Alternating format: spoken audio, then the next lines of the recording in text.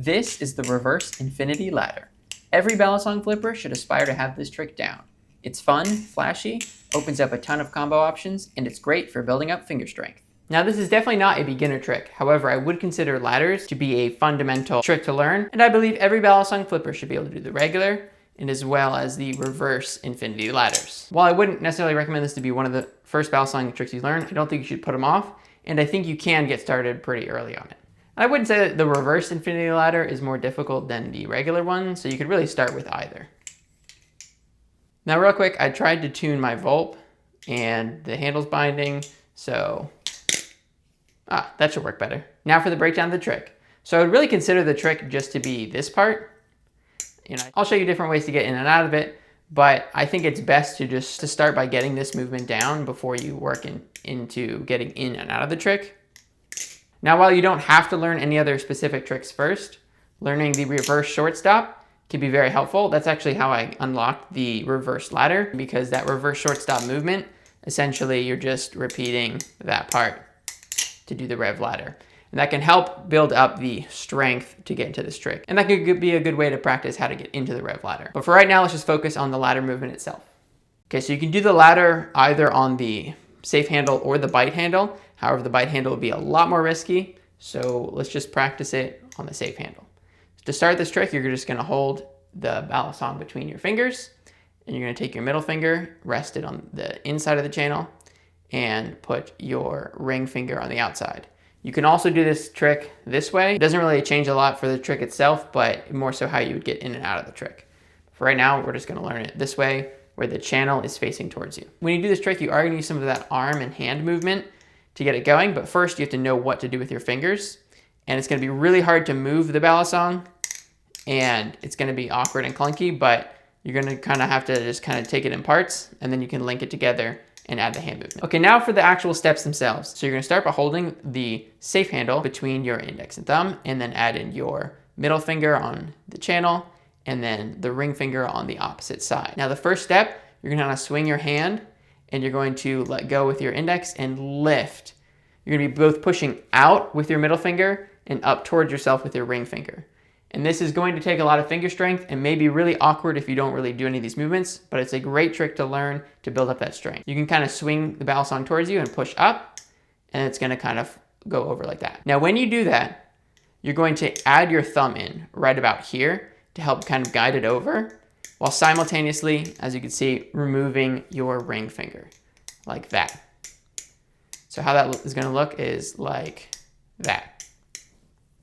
Now, you can also do this trick without the thumb, but I find it to be a lot more difficult. The thumb adds a lot more stability and strength, and you can work on the thumb version first before then practicing it without your thumb, but I would highly recommend using your thumb. So when you do this throw from here, you're gonna add your thumb and remove your ring finger, and then you're going to immediately add in your index finger and then remove your thumb. And so once again, slowly it's gonna look like that and then that.